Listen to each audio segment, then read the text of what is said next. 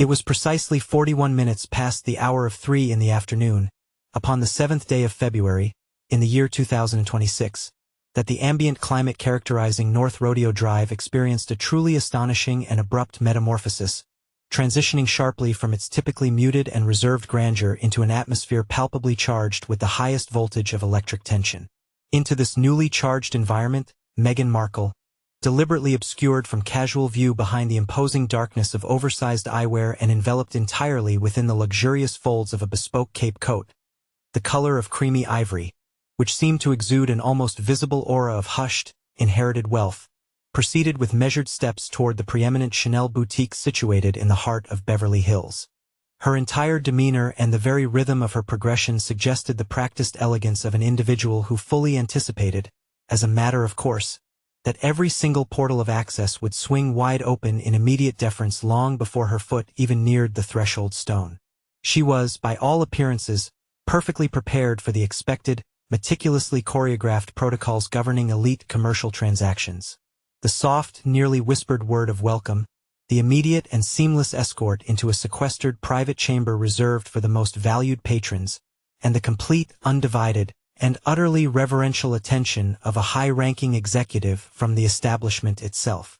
Yet, the reception that greeted her arrival proved to be an impenetrable barrier, one seemingly without any historical parallel within the annals of such high-end retail interactions. Directly interposed between her and the famed, gleaming handles bearing the instantly recognizable interlocking double C emblem stood a formidable pair of security personnel, men stationed as silent and utterly unyielding as if they had been chiseled directly from solid granite. There was no welcoming, hospitable grin extended in recognition, nor was there any frantic, visible effort to summon an appropriate floor supervisor to attend immediately to her needs. One of these imposing sentinels, a gentleman who had undoubtedly observed a vast multitude of celebrated personalities cross that very entranceway over the years, offered nothing more than a direct, unflinching acknowledgement of her gaze before delivering precisely 10 carefully chosen words that were destined, in the very near future, to send reverberations and significant shockwaves through the very foundations of the entire global garment trade. "We have been instructed not to accommodate you at this time," he stated with unwavering finality. For a personality who had, until this moment, been widely celebrated and held aloft as the quintessential, contemporary exemplar of inspiration for heritage fashion labels, this unexpected turn represented nothing less than a breathtaking, public and profoundly visible reversal of established fortune and favor. This singular incident could, in no way, be dismissed as a minor clerical error or a simple momentary lapse in routine communication protocols. It was emphatically not attributable to a mere scheduling conflict regarding a prearranged calendar appointment, nor could it be explained away as the establishment being temporarily closed for an unscheduled, private function. Instead, this constituted the stark, undeniable fulfillment of a conscious, definitive, and internationally disseminated directive that had been transmitted all the way from the grand, central corporate offices of Chanel, located with such historical significance on Rue Cambon in the city of Paris. This was a resolution so profoundly rare and so utterly comprehensive in its execution that those few individuals existing within the innermost, most confidential sanctum of the fashion house itself had previously spoken of it only in hushed tones, referring to it by the chillingly absolute designation of the nuclear option. Within the rarefied and high-stakes lexicon of the esteemed House of Chanel, this action transcended a simple, quotidian rejection of entry. It was, in essence, an overt act of complete institutional erasure from their sphere of consideration. Readers are strongly encouraged to subscribe to the channel without delay to remain fully apprised of every subsequent development in this rapidly unfolding and dramatic fashion narrative. A considerable crowd of onlookers, including several clearly attentive employees peering out from the adjacent Dior establishment, bore silent witness as the Duchess appeared to undergo a rapid, internal transformation, her composure seemingly freezing instantly, turning to ice under the sudden scrutiny. Her slender fingers remained tightly clasped around the sleek casing of her mobile communication device, suspended mid-composition of a message she was clearly drafting, while her entire physical frame became noticeably rigid beneath the intense, unforgiving glare of the bright California sunlight. For a brief span of seconds, the silence that descended upon the scene was absolutely piercing in its intensity, an unnatural vacuum of sound. Then, gradually, the carefully maintained composure began its inevitable, visible dissolution. Witnesses present at the location later recounted observations of her commencing a restless, repetitive pacing, moving with the stiff, mechanical cadence suggestive of a delicate clockwork doll, while simultaneously her vocal volume began to escalate dramatically as she placed an urgent and desperate telephone call intended for Prince Harry. One particularly close bystander vividly recalled hearing her shouting into the device, delivering vehement vows that certain unnamed individuals would very soon find themselves stripped of their current employment, while fiercely asserting that absolutely no person possessed the executive authority or moral latitude to subject her to such a profound degree of public humiliation and degradation. In a span of time equivalent to 20 minutes, Harry finally arrived at the designated place, his complexion having been utterly leached of all color, and his jawline set in a rigid, intensely strained configuration. He made an earnest attempt to initiate a meaningful exchange of words with the individual serving as the security chief, yet the man offered a response consisting of nothing more than a singular, unyielding downward motion of his head. There would be absolutely no allowances for any departure from the established, meticulously detailed protocol. This stringent adherence would not be relaxed for a duke, nor would it be softened for a duchess, and assuredly, it would not be compromised for any individual of lesser standing whatsoever. As the digital recording apparatuses belonging to 3 separate onlookers began to capture the scene, meticulously documenting those 12 minutes of enforced public isolation, the assembled multitude started to dimly perceive a profoundly altered state of affairs. The elegant velvet rope, a symbol of guarded access, had not simply been drawn closed.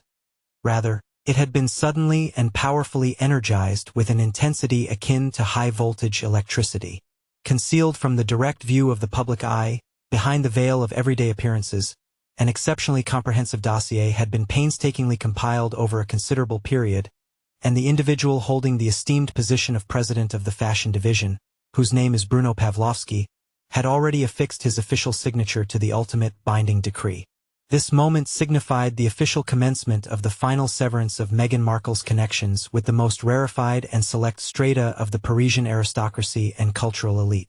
The portal to that inner sanctuary had been decisively bolted, sealed firmly against entry, and for the first time in a span encompassing several years, the unfolding narrative was no longer being authored or controlled by her own hand. The widely observed spectacle of public humiliation that transpired upon North Rodeo Drive was, in truth, nothing more than the faint, visible reverberation stemming from an immense, subterranean tectonic shift that had actually taken place many months earlier, deep within the formidable stone-walled chambers of authority in France. To fully and truly appreciate the rationale behind the planet's most storied and revered fashion establishment electing to subject a duchess to such an overtly visible form of degradation, one must undertake a deep and thorough examination of the highly classified documents residing within the internal brand integrity unit at Chanel. Viewed from the perspective of those operating in the shadows, this calculated decision was anything but an impulsive or erratic action. Instead, it represented the inevitable culmination of a dossier so extraordinarily vast and so potentially ruinous in its implications that those possessing intimate knowledge of its contents within the organization had bestowed upon it the sobering internal designation of the nuclear file. It is highly recommended that interested parties ensure they subscribe to the channel in order to receive further in-depth analyses concerning the secret archives and internal workings of these venerable luxury houses. The significant fissure in the relationship began its serious and undeniable widening a full 14 months prior to the tense confrontation witnessed in Beverly Hills, specifically on the 5th day of December, in the year 2024. On that earlier date, Meghan had presented herself at the Chanel workshop located in Paris under the pretext of an exclusive, intimate tour intended, according to her accompanying associates, to explore what they termed a cultural partnership. Nevertheless, accounts provided by 4 individuals who were former employees present on the premises that particular day suggest that the atmosphere within the premises became profoundly cold and unwelcoming within the passage of mere minutes. Meghan did not enter the premises in the capacity of a cherished patron or a welcome guest of the venerable institution. Instead, she conducted herself with an air suggesting she had been recently installed as the new creative director herself. Sources close to the situation indicate that she was unyieldingly insistent upon gaining access to view the secret design blueprints specifically prepared for the upcoming 2025 Métiers d'Art collection, a level of access that is almost never, under any circumstances, extended to individuals situated outside the immediate confines of the company. When the venerable curators entrusted with the safekeeping of the archives began to exhibit understandable signs of hesitation and reluctance, she reportedly commenced issuing a series of directives that had neither been requested nor solicited. She offered the council that the esteemed fashion house ought to immediately discard what she critically characterized as its stagnant French rigidity, in order to achieve a more resonant connection with a modern and demonstrably compassionate public. In what proved to be the most startling and jarring turn of events during this entire episode, she allegedly put forth a formal petition requesting that a specific type of silk decorative border be permanently renamed in her personal honor, thereby suggesting, in a profoundly self-aggrandizing manner, that her own individual identity represented the essential component that had been inexplicably absent from the venerable century-old heritage of Chanel. One employee, who spoke only on the condition of complete anonymity, recalled with perfect clarity the exact instant when a profound and absolute silence descended upon the entire assembly. She failed entirely to comprehend that Chanel does not function as a mere nursery or a proving ground for the egos of individuals who happen to be famous. This establishment is, in fact, a true cathedral of style, and within the sacred confines of a cathedral, one simply does not issue instructions to the established clergy regarding the proper execution of the liturgy. This single, notable visit served as the conclusive tipping point, marking the final manifestation of a pattern of behavior that had been systematically documented by internal observers since the nascent months of 2023. The mounting collection of documented evidence, which was subsequently subjected to rigorous scrutiny by the high-ranking board of directors, featured a sequence of electronically intercepted messages in which representatives acting on behalf of Meghan vehemently insisted upon receiving formal co-creative acknowledgement and credit for a highly restricted release collection of handbags. Their objective was clearly not a modest, collaborative endeavor. Instead, their demands pointed toward securing a seat at the very inner council table occupied exclusively by the esteemed Wertheimer family itself. As the final days of the month of December in the year 2024 were drawing to a close, the solemn and weighty declaration for what was termed a retrait definitive, signifying a permanent withdrawal, received its official sanction from the hand of Bruno Pavlovsky, who presides as the esteemed president of the fashion division at the venerable House of Chanel. This particular regulatory measure stands as the most extreme recourse available within the brand's arsenal, reserved exclusively for those individuals who have been definitively judged to have committed a profound betrayal of the intellectual trust held by the establishment, or for those whose continued association poses what the House deems a significant risk of public relations pollution. The directive issued was absolute and comprehensive in its reach, encompassing a total prohibition. There was to be no allowance for admittance to any premises, no possibility of securing bookings for loans, no privilege of borrowing any merchandise, and, most significantly and fundamentally, absolutely no public connection of any nature whatsoever. The immediate repercussions of this decree were swift in their arrival, though they were initially managed with considerable discretion and silence. The esteemed name of the Duchess was meticulously expunged from the roster of invited guests slated to attend the forthcoming exhibition scheduled to take place in the city of Manchester. Across various international sectors, managers were furnished with a stringent Level 1 non-engagement directive, a formal designation that effectively branded her as persona non grata across every single global territory under Chanel's purview. Whilst the general populace continued to observe images of a duchess adorned in the pinnacle of high fashion, the cognoscenti and the true elite of the industry were, in reality, bearing witness to the systematic erasure of a prominent woman from the official ledgers and annals of the fashion world. Behind the closed doors of executive suites, the precise terminology employed to characterize her condition was tactically uninsurable. This harsh judgment was not merely a simple reaction to the catalogue of demands she had presented.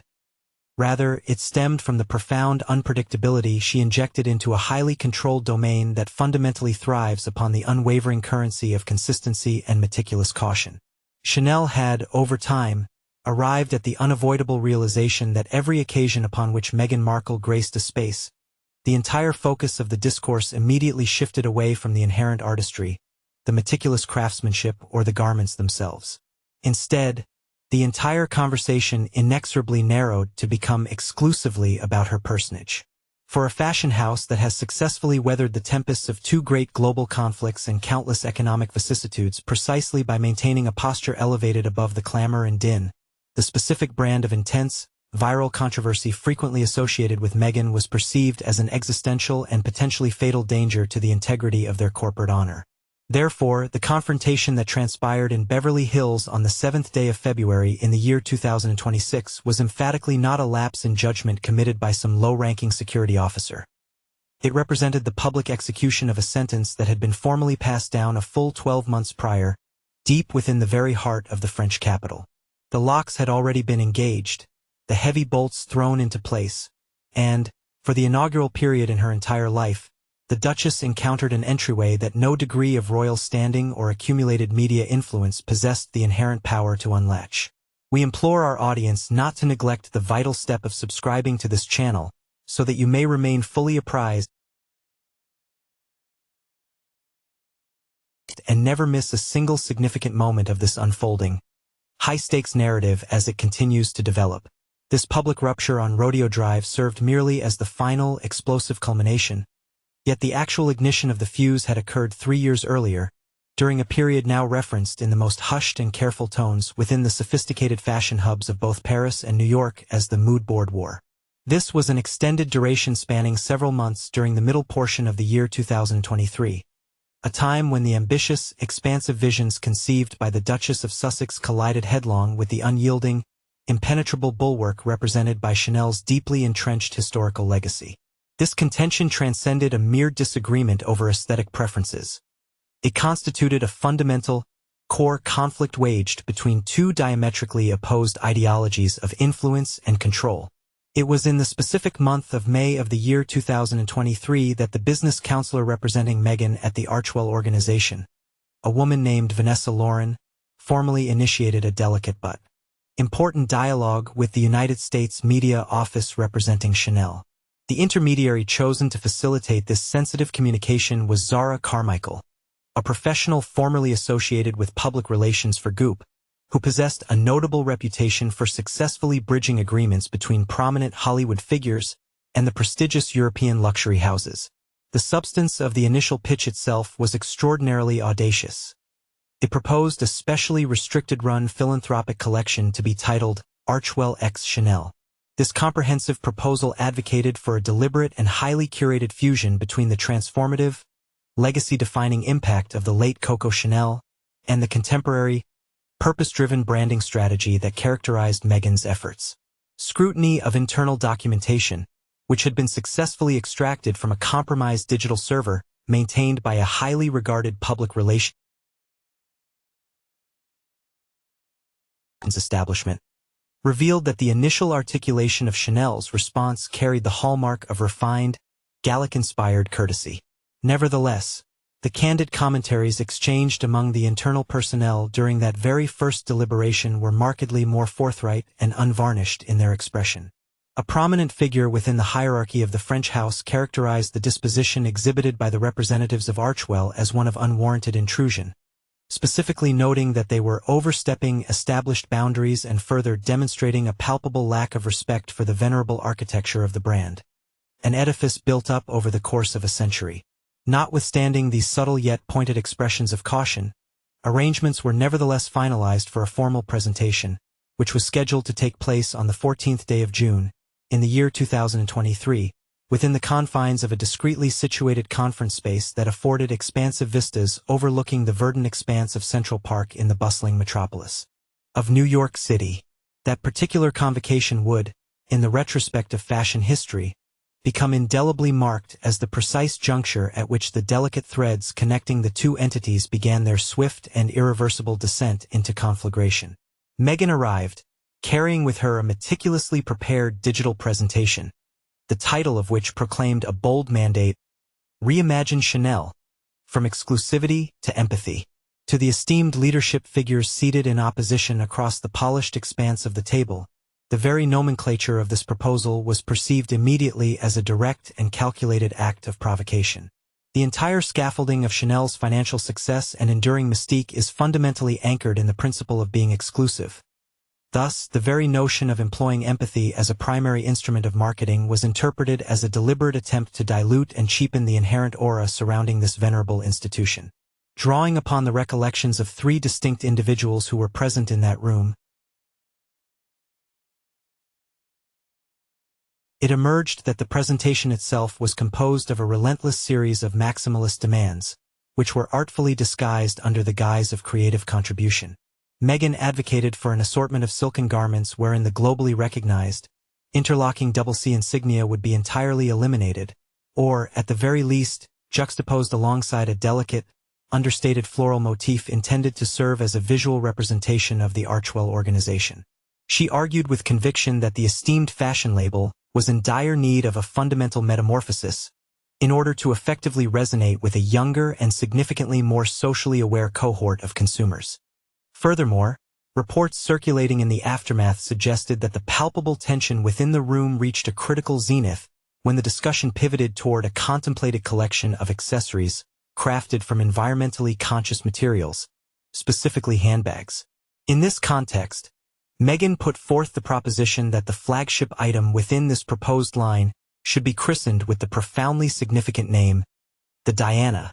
When a legal counsel representing the interests of Chanel posed the precise and necessary query as to whether she had secured the requisite formal authorization from either the estate of the Spencers or the August Royal Collection to utilize the esteemed name of Princess Diana in conjunction with a commercial, profit-generating endeavor in the realm of fashion, it is recounted that Meghan physically leaned forward and articulated a response steeped in personal conviction, stating unequivocally, "I carry her legacy within my very soul.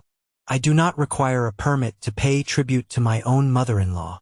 An immediate and profound quietude descended upon the assembly. One attendee later recalled that the collective demeanor of the Chanel contingent suggested they had just been compelled to witness an act of profound religious sacrilege. Within the rarefied atmosphere of French haute couture, tradition is not a malleable concept to be strategically reworked solely for the purposes of a contemporary press release. Rather, it stands as a sacred and unyielding obligation. Should you find the unfolding narrative of these events as intensely compelling as we do, we strongly encourage you to commence your subscription to this channel without any further delay. The complex situation rapidly devolved from a private disagreement into a full-blown organizational crisis just a mere 7 days later. During the latter portion of June, in the year 2023, a compilation of evocative, inspirational visual materials, purportedly conceived and executed by the design cohort at Archwell, suffered an unauthorized dissemination, initially appearing on a highly restricted message board dedicated to fashion discourse before being rapidly captured and propagated across a variety of anonymous gossip websites. This disseminated board prominently featured historical photographic renderings of Princess Diana elegantly attired in iconic Chanel ensembles, which had been digitally overlaid with monochromatic pictures depicting Meghan adopting precisely mirrored poses. The overarching title accompanying this provocative visual juxtaposition was starkly declarative: "From Grief to Glamour, the Heirloom Line." For the legal department situated on the distinguished Rue Cambon, this unauthorized disclosure functioned as the irrefutable, definitive evidence of malfeasance. It served to unequivocally demonstrate that Meghan's objective was not the pursuit of a genuine, mutually beneficial partnership, but instead constituted a calculated maneuver designed to fundamentally rewrite her personal narrative by employing the storied history of the Chanel house as an expedient and highly visible backdrop. Consequently, an internal alarm concerning ethical boundaries was immediately triggered. The internal memorandum that followed, meticulously composed in the French language and subsequently circulated to the esteemed members of the board of directors, asserted with unmistakable clarity: "This endeavor does not represent a synergistic alignment of brands. This represents a calculated attempt at the unauthorized appropriation of a brand's identity. This individual is seeking to utilize this esteemed house as a defensive barrier against personal controversy. Commencing upon the 26th day of June in the year 2023, a session of extreme gravity and urgency was formally convened within the historic confines of Paris. Swiftly following this initial convocation, by the time the calendar turned to the first day of July of that same year, a definitive resolution had been firmly cemented and rendered permanent in its application. Subsequently, a directive was dispatched to every single regional supervisor, issuing an absolute prohibition, a stringent no-go order, concerning the entirety of the Archwell project. It was mandated that every conceivable avenue and form of communication or engagement must be severed immediately and without delay. This cessation was to be executed with meticulous discretion, ensuring the absence of any formal documentation of refusal, the issuance of any public pronouncements through the media channels, and the delivery of any overt declaration to the public sphere.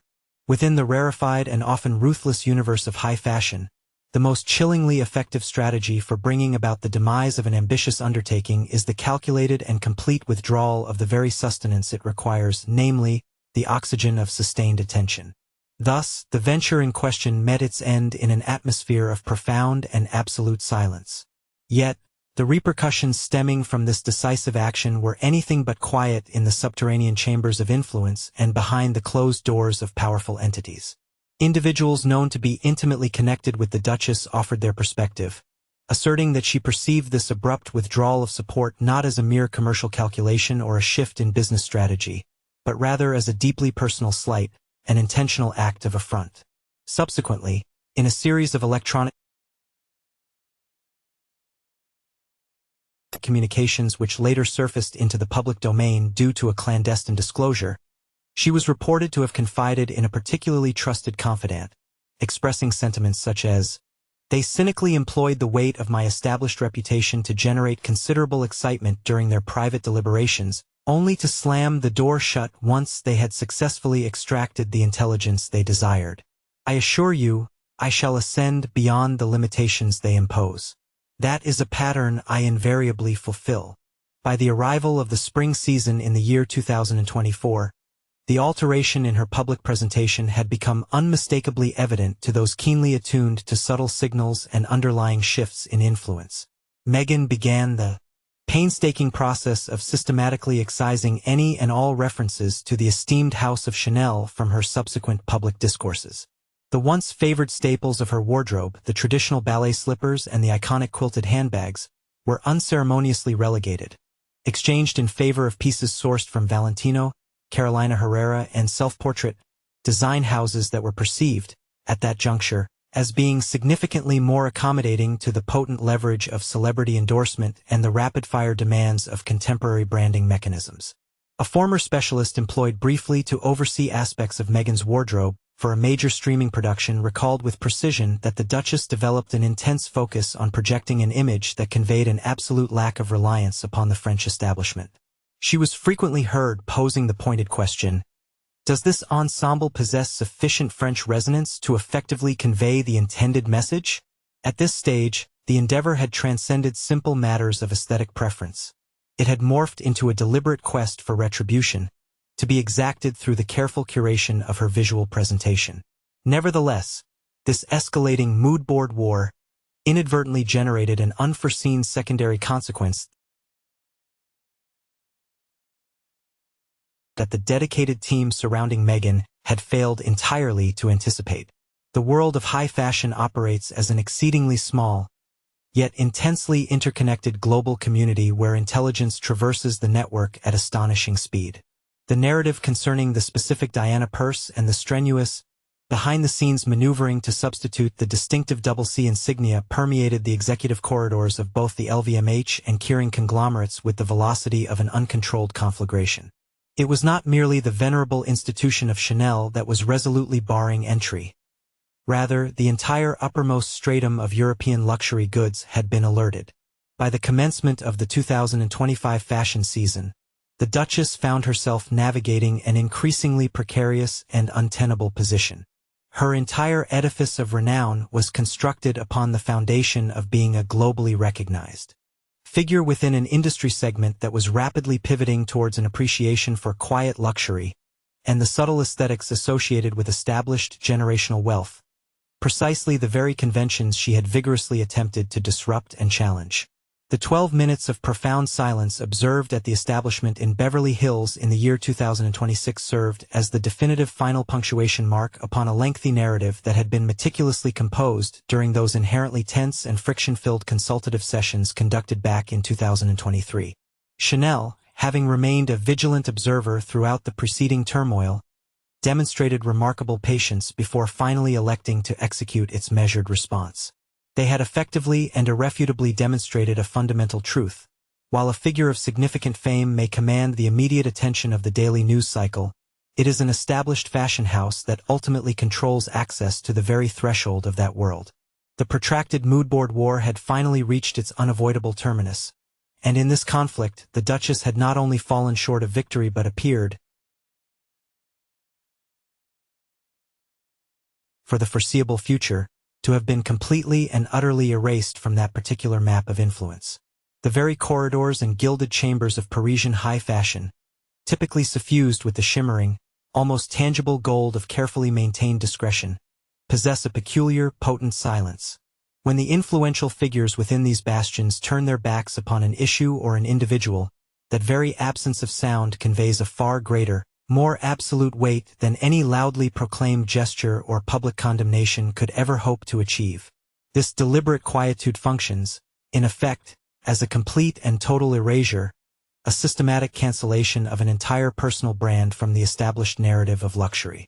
In the immediate aftermath following the distinctly visible public act of dismissal witnessed at the Chanel establishment situated in Beverly Hills, a parallel, though entirely unspoken and meticulously synchronized, withdrawal commenced across the entirety of the most powerful and deeply entrenched fashion institutions throughout France.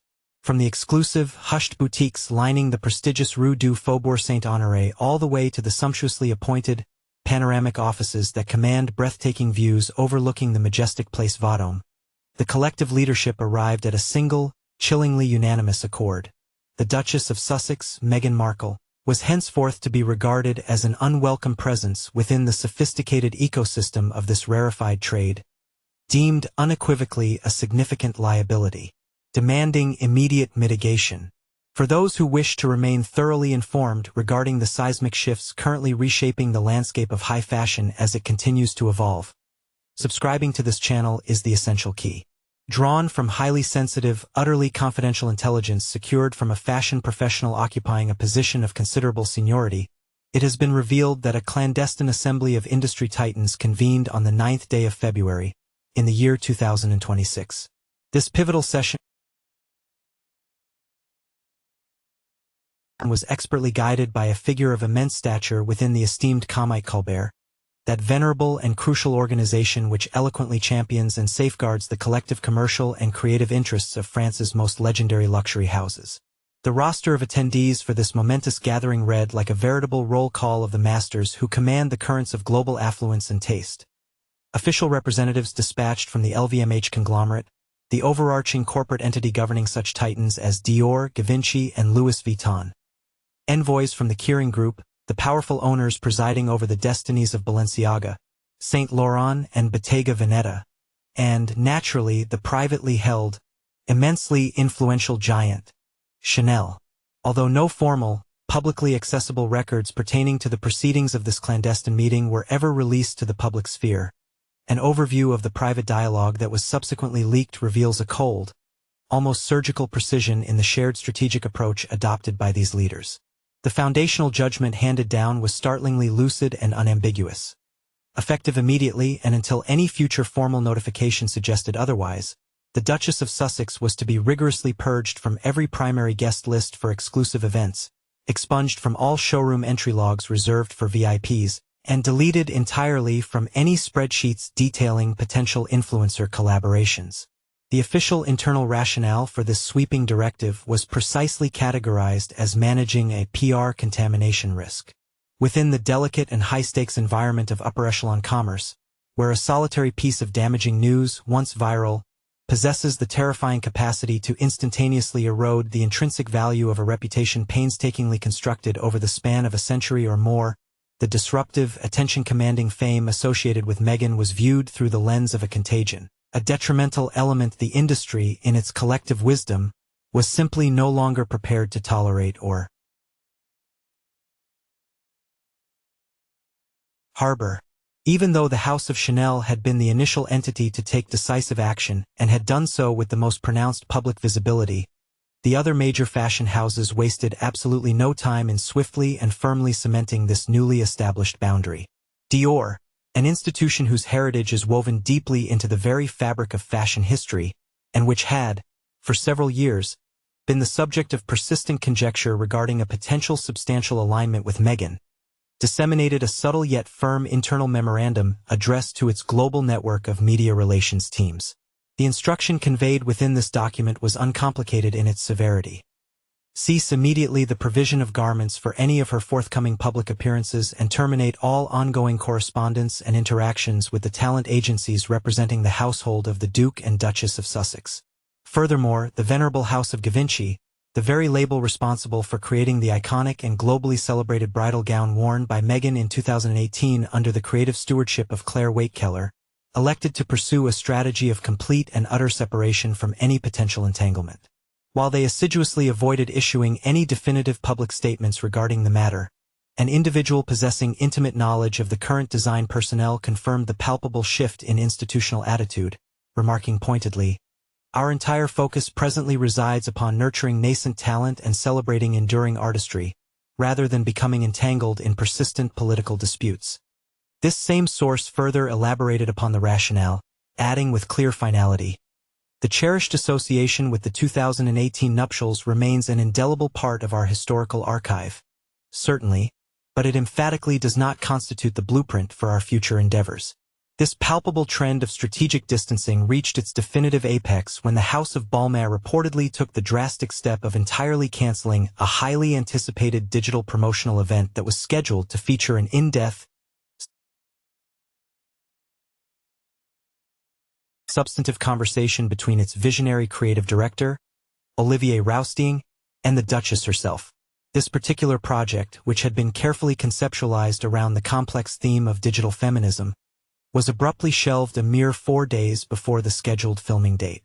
An executive involved directly in the final decision lamented the inherent pitfalls, explaining the overwhelming nature of the risk. Every single conversation inevitably devolves into an exhaustive list of her grievances rather than remaining a focused discussion about the clothing itself. The executive clarified with evident frustration. "In the venerable city of Paris, our entire enterprise is dedicated to the cultivation and presentation of dreams. Meghan, however, seems inherently dedicated to the propagation of conflict. In the final analysis, those two distinct elements are fundamentally and irrevocably incompatible. Concealed behind the shimmering, ephemeral spectacle of every fashion week, there resides an elaborate, almost invisible scaffolding constructed of astute media specialists, powerful representatives, and the most esteemed stylists, who collectively act as the vigilant custodians of the coveted front-row seating arrangements. By the middle of the month of February in the year 2026, the very mention of the name Meghan had unfortunately transformed into a distinct and immediate alert, a veritable warning beacon flashing within the confidential databases maintained by these industry gatekeepers. A highly regarded stylist hailing from the European continent, who had previously engaged in a significant collaborative endeavor with Meghan on a major glossy magazine undertaking back in the year 2019, offered a candid assessment of the prevailing climate, insisting upon absolute anonymity. The precise moment her designation is introduced to any established fashion house these days, there invariably follows an extended, noticeable pause, a silence pregnant with implication, which is then swiftly succeeded by a meticulously polite, almost practiced redirection of the conversation to an entirely different topic. That, my friends, is the universally understood, unspoken industry directive, the clear signal indicating this particular subject is henceforth entirely off-limits for further discussion. It truly represents a coordinated effort of professional avoidance, one enacted on a truly global planetary scale. The tangible repercussions of this intensifying industry chill became dramatically evident when the initial compilation of invited guests for the esteemed Paris Fashion Week, which was scheduled to unfold between the 4th day and the 11th day of March in the year 2026, was disseminated amongst the privileged circle of media luminaries. Meghan Markle, an individual who in times past regularly occupied chairs positioned immediately adjacent to the world's most commanding editorial figures, was conspicuously and utterly absent from this crucial manifest. Her presence was nowhere to be catalogued among the front-row attendees at the House of Dior. She could not be located backstage during the presentations at Schiaparelli. Furthermore, her name was conspicuously missing from the exclusive guest rosters for the most prestigious gatherings held after the runway shows, such as those taking place at the renowned L'Avenue establishment. For a public figure whose entire professional edifice and perceived value are fundamentally constructed upon the twin pillars of privileged access and consistent visibility, this sudden and profound exclusion represented nothing less than a catastrophic plummet in established standing and influence.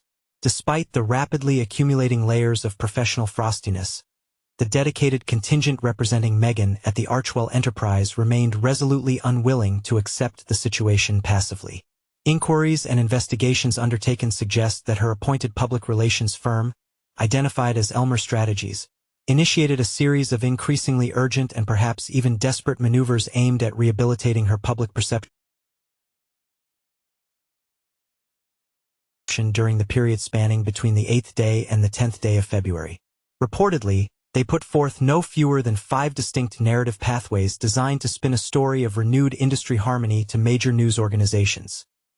This included the highly desirable prospect of securing a digital cover feature focused upon the theme of sustainable, forward-thinking high fashion, an offer for a dedicated podcast appearance alongside the celebrated designer Stella McCartney, and even a bold proposal for a highly visible TED Talk under the conceptually compelling title, Reclaiming Creative Space. However, the response emanating from the established world of high-end publishing proved to be just as frigid and unwelcoming as the reception received from the venerable fashion labels themselves. One influential editor, speaking from a prominent French magazine publication, offered a starkly honest admission. Our considered judgment is not, contrary to popular assumption, rooted in any specific assessment of her personal political convictions.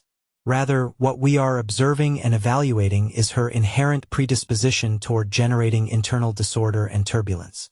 The moment she enters any given environment, it feels as though the very vitality and positive energy of that space are immediately and inexplicably depleted. The essence of high fashion demands that the creation itself, the garment, must remain the undeniable protagonist of the moment. With her involvement, however, the undisputed protagonist invariably becomes the ensuing conflict or controversy. Within the journalistic sphere of France, the narrative tone shifted decisively away from mere interest toward pronounced disapproval. For instance, the esteemed publication Le Figaro disseminated a fashion commentary piece bearing a headline whose meaning translated precisely to "the profound silence maintained by Chanel," a statement far more potent than any uttered words. Even the French iteration of Vanity Fair, which had previously championed the Duchess's sartorial choices with considerable fervor, released an article asserting with clear caution that she had fundamentally misinterpreted the act of generating disruption as a genuine display of established authority, warning its readership that the rarefied world of high fashion simply does not, and will not, bend its traditions to accommodate the personal demands of any single individual's ego. The pervasive, worldwide cessation of engagement experienced throughout the year 2026 served to underscore a fundamental, immutable truth regarding the very structure of genuine influence. Whereas the celebrity culture prevalent in the United States often finds its sustenance and momentum in sheer volume, clamor, and the ephemeral nature of viral moments, the established fashion aristocracy of Europe draws its enduring power from a completely different reservoir, that of heritage, meticulous discretion, and the profound, unyielding strength embedded within the simple utterance of the word no. By decisively closing their ornate doors, the great fashion houses of Paris were doing far more than simply slighting a potential patron. They were actively engaged in the meticulous defense of an entire, deeply cherished cultural ecosystem and way of life. As one highly seasoned veteran of the trade aptly summarized the situation. In this particular sphere of endeavor, invitations and access are granted so smoothly that the doors open without the slightest audible creak, but conversely, when those very same portals are decisively slammed shut, the resulting sound echoes with remarkable persistence across the entire landscape.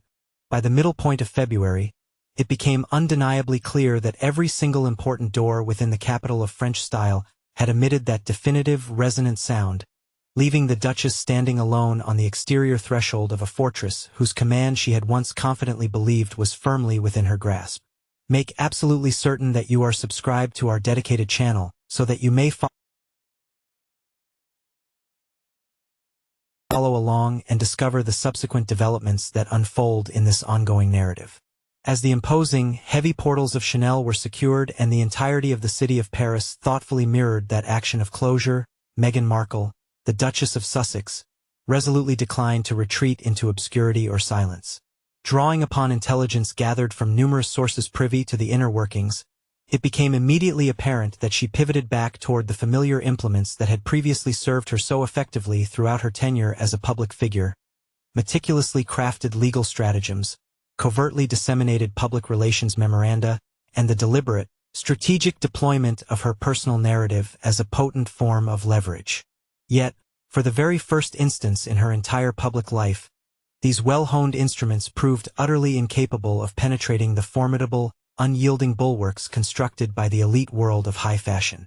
On the 8th day of February in the year 2026, a mere 24 hours having elapsed since the tense encounter transpired in Beverly Hills, the counsel who had long represented Meghan in legal matters, identified only as Jonathan Y., is reported to have convened an urgent, high-stakes consultation with the most senior partners at the esteemed New York-based legal institution, Lehane and O'Donnell. The central objective of this emergency session was to thoroughly investigate the viability of initiating litigation against Chanel, predicated upon claims of defamation or discriminatory treatment resulting in demonstrable harm to her standing and reputation. Their internal blueprint, carefully codenamed Project Salvage, sought to ingeniously frame the documented refusal of entry into the establishment as a clear violation of the established tenets of the Unruh Civil Rights Act. However, this proposed legal offensive was extinguished before it ever had the slightest opportunity to be presented before the scrutiny of a sitting judge. A panel of seasoned legal authorities, inclusive of a former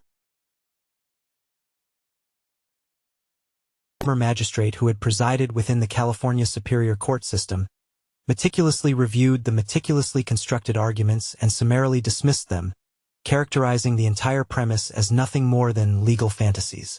The consensus among these experts was unwavering. There exists no binding statute compelling a privately owned, exclusive fashion enterprise to actively maintain a professional or cordial association with any individual who commands a public profile. By the 10th day of February, the formal contemplation of initiating a lawsuit had been quietly shelved and relegated to the past. Yet the unfolding media confrontation was only just beginning to gather momentum. Facing the frustrating immovability of the judicial framework, the collective supporting Meghan transitioned their efforts toward what insiders have come to label the managed leak. Precisely at 17 minutes past 11 in the morning on the 9th day of February, an internal electronic communication originating from Nadia Campbell, the director of communications at Archwell, was disseminated widely to a carefully curated list comprising more than 40 influential figures within the media landscape. The subject line of this significant message boldly declared, "An ongoing pattern. Women of color in luxury spaces." The substance of the email endeavored to skillfully recontextualize the incident involving Chanel, positioning it as merely one component within a much broader, more systemic narrative concerning exclusionary practices and entrenched gatekeeping. It astutely referenced the prior, well-documented conflicts Meghan had experienced with the journalistic elements of the British press and subtly insinuated that the sudden, frigid reception from the fashion establishment stemmed from underlying, unspoken prejudices. Although the text of the email deliberately refrained from explicitly mentioning the name Chanel, the intended target was immediately and unequivocally recognizable to every recipient. This constituted a calculated maneuver to weaponize the contemporary discourse discourse surrounding social justice against a luxury brand that has always taken immense pride in projecting an image of being entirely detached and elevated above the turbulence of political debate. The resulting fallout proved to be an unmitigated catastrophe for the carefully cultivated brand image of Archewell. In stark contrast to previous years when such narratives were readily embraced and amplified by the media apparatus, the collective response in 2026 was characterized by an overwhelming sense of shared exasperation and fatigue. Out of the extensive roster of 40 media professionals who received the communication, only a single, relatively minor digital publication offered a sympathetic editorial viewpoint. The remainder of the recipients, spanning influential outlets from the Cut to Vogue itself, elected to offer absolutely no acknowledgement or response whatsoever. Within the private confines of the Sussex residence situated in Montecito, the reported atmosphere was said to have devolved into one of sheer, unadulterated alarm. An employee who subsequently tendered their resignation on the 10th day of February shared accounts describing the professional environment as having become profoundly disorganized and increasingly frantic in its operations. It was widely rumored that Meghan herself adamantly insisted that her support staff intensify their advocacy for the charitable dimensions of their endeavors, urging them to remind the world of everything she had endured. Nevertheless, the wider public appeared demonstrably disengaged, seemingly uninterested in the established narrative script. In a message that regrettably found its way into the public domain via WhatsApp, a trusted senior advisor issued a stark warning. "We are palpably losing the attention of the room. The more intensely we emphasize the ongoing struggle, the further the commercial brands strategically distance themselves from us. The ultimate, and perhaps most damaging, blow originated directly from within the industry's own innermost sanctum." On the evening of the 10th day of February, a private electronic correspondence authored by Bruno Pavlovsky, who holds the esteemed position of president of Chanel's fashion division, was illicitly reproduced and shared across a secure digital server reserved exclusively for those operating within the professional sphere of the fashion world. This significant communication, which had actually been penned on the 28th day of January, a full several weeks preceding the public incident on Rodeo Drive, rendered the official posture of the House with absolute and unambiguous clarity. It explicitly stated, "There are specific junctures when maintaining a studied silence serves to safeguard the integrity of the House far more effectively than issuing any public statement. We cannot reasonably be expected to willingly invite and absorb unnecessary chaos simply to accommodate the demands of a celebrity figure." The definitive decision concerning M. Markle was fundamentally rooted in strategic imperatives, entirely devoid of any basis in personal sentiment. The regrettable disclosure of the Pavlovsky message served as the definitive, unmistakable signal that the highly exclusive and carefully curated world of high fashion had irrevocably sealed its gates against further entry. This single event precipitated a profound and unwelcome shift in perception, transforming the Duchess from a figure viewed with potential pity into a distinct and undeniable problem in the estimation of every significant marketing and public relations team operating across the entirety of Europe. As the middle portion of the week unfolded, the most esteemed and influential public relations conglomerates situated in the bustling metropolises of New York and the elegant avenues of Paris began the meticulous process of inscribing the Duchess's name onto their confidential, internal do-not-book registries. A highly placed, senior executive within one of the preeminent agencies articulated the sentiment with stark clarity during a private professional electronic communication exchange, stating plainly, "She no longer possesses the capacity to effectively move merchandise or sell the goods. Her influence now seems solely dedicated to propelling the narrative in an altogether undesirable direction." Upon the slow, deliberate ascent of the sun on the 11th day of February, the Duchess discovered herself enveloped in a profound and unfamiliar solitude, a loneliness unlike any she had previously encountered. Her carefully constructed legal challenges had proven utterly fruitless. The strategic dissemination of information to the media had regrettably generated more detriment than advantage, and her esteemed standing amongst the influential arbiters of contemporary style had utterly evaporated into the ether. She had, with considerable effort, attempted to force her presence within the sacred, inner sanctum, the temple of elite approval, but in doing so, She had critically overlooked the most fundamental, unwritten decree of the highest echelons of society. In a sphere where the coveted, formal invitation represents the sole currency of acceptance, those individuals who resort to aggressively attempting to breach the barricades are, with rare and immediate exception, permanently excluded from the ensuing festivities.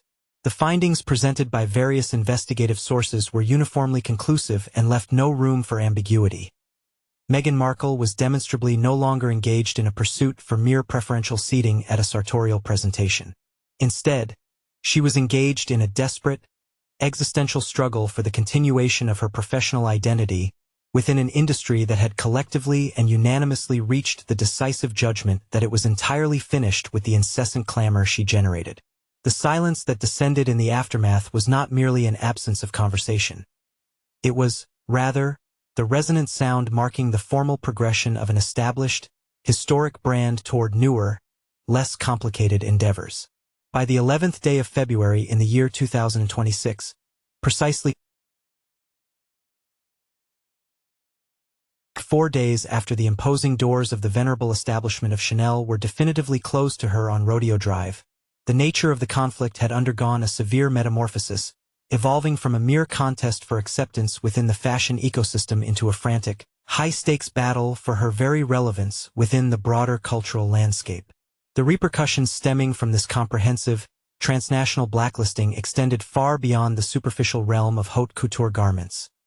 It represented a systemic collapse that placed the entire commercial enterprise of the Sussexes under substantial and immediate peril. Within the hushed, manicured enclaves of Montecito and the sleek, contemporary corporate centers of Hollywood, the sobering intelligence was being absorbed with an almost terrifying degree of comprehension. The Duchess had ceased to be an asset of potential gain. She had, instead, become a cautionary narrative directed toward others contemplating similar paths.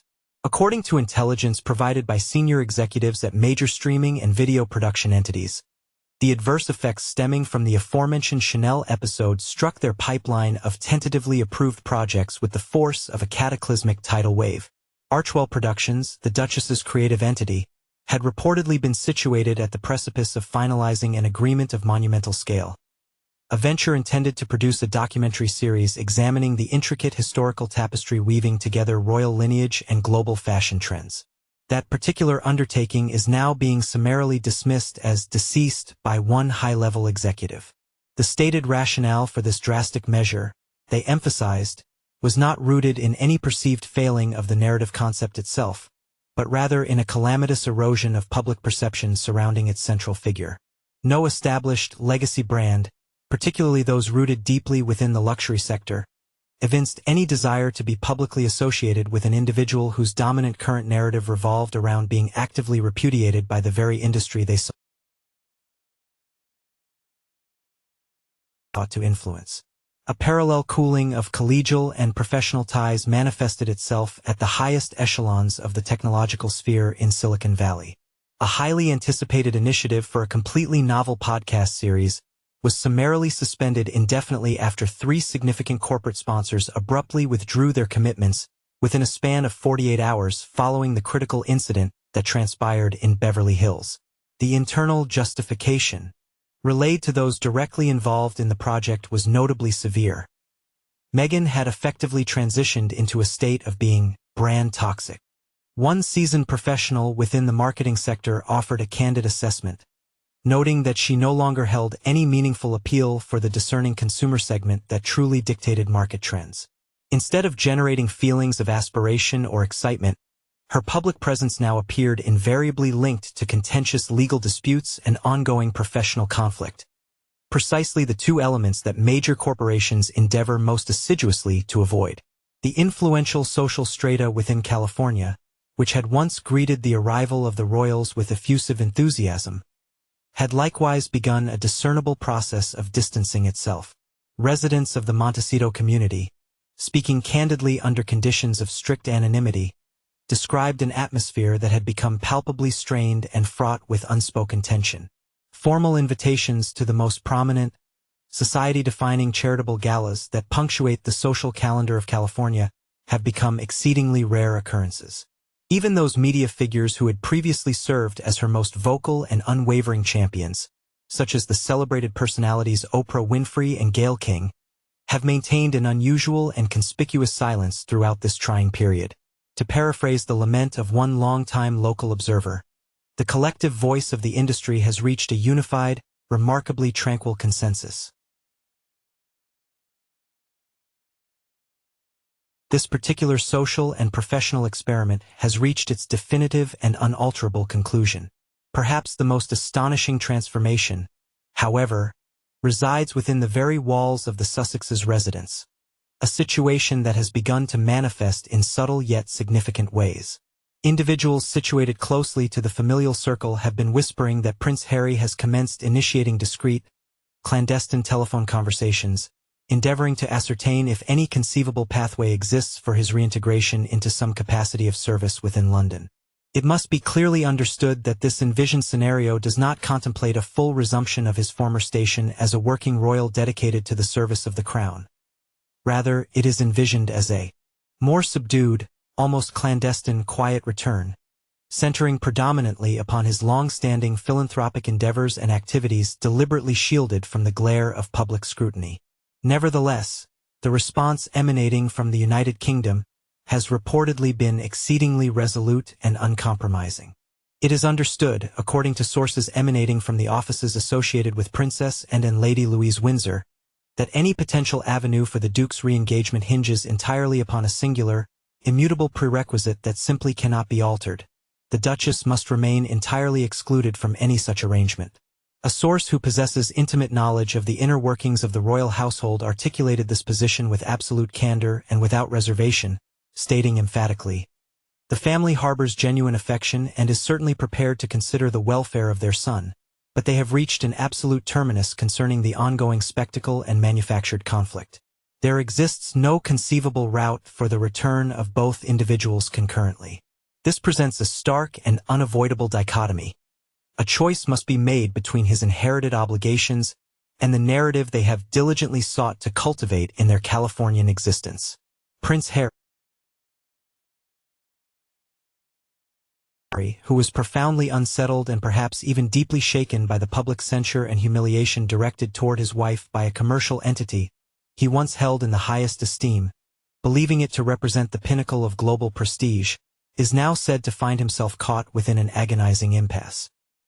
He witnessed the collective indulgence of the wider world abruptly cease upon the 7th day of February, an undeniable moment when the established order ceased to play along, and simultaneously, he gained the stark realization that the protective barriers surrounding the Sussex brand were demonstrably far more fragile and permeable than he had ever dared to imagine.